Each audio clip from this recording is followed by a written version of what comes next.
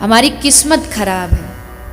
वास्तविकता में खराब किस्मत नहीं होती, वास्तविकता में खराब कर्म होते हैं।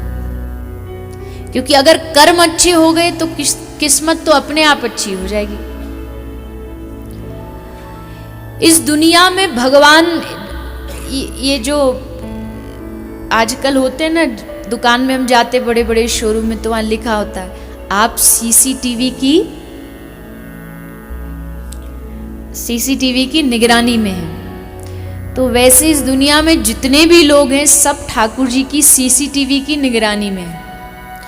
भले वो कहीं अकेला कमरा में भी बैठा हो तो भी ठाकुर जी का सीसीटीवी 24 घंटे उसके ऊपर तैनात है और सब कर्मों का लेखा जोखा वहां पर लिखा जा रहा है।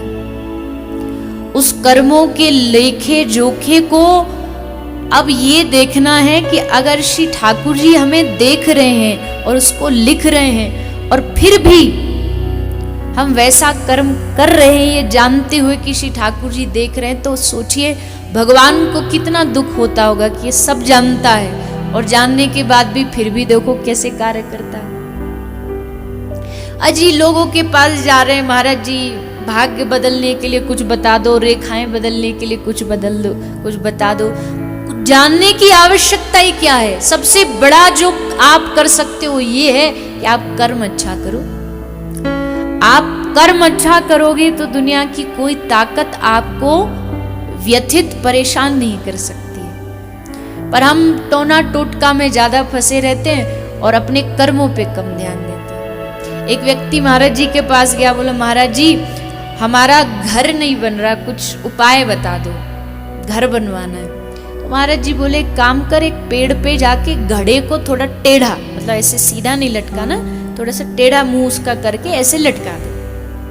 उसको लगा महाराज जी को टोटका बताए हैं तो उसने लटका दिया और असल में सच में कुछ वर्षों बाद, कुछ समय बाद उसका अच्छा बढ़िया घर बन गया। बड़ा खुश होता आया, महाराज जी आपने तो इतना बढ़िया हमको टोटका बताया कि हमारा घर बन गया। तो महाराज जी ने कहा रे पगले, मैंने कोई टोटका वोटका नहीं बताया, तूने घड़ा लटकाया तो मुझे पता था कि अगर वो घड़ा थोड़ा लटका रहेगा पेड़ पर तो कोई ना कोई पक्षी, कोई ना कोई चिड़िया आकर के उसमें अपना घर, अपना घोंसला बनाएगी और वहां आकर के कोई पक्षी रहेगा और जो घर बनाएगा उसकी जो दुआ है, उसका जो आशीर्वाद है वो तुझे प्राप्त होगा और उस आशीर्वाद से तेरा घर बनेगा। इसमें कोई टोना टोटका नहीं है। आजकल बुरा नहीं मानिएगा पर आजकल लोग इतने ज्यादा धर्म के नाम पर अंधविश्वास में पड़ते जा रहे हैं, जहां जो मिलता है वही दुकान चालू हो जाती है। माफ करना किसी को मेरी बात न रुचिकर लगे ना लगे तो आपकी अपनी मर्जी, अपने विचार, पर भैया हमारे शास्त्र तो कहते हैं कि बिना किसी भी डर के, बिना किसी भी सोच समझ के आप बस कर्म बढ़िया करते चलो और ठाकुर जी पे भरोसा रखो। ये दो काम संग होने चाहिए, फिर ना तो भविष्य देखने की आवश्यकता है।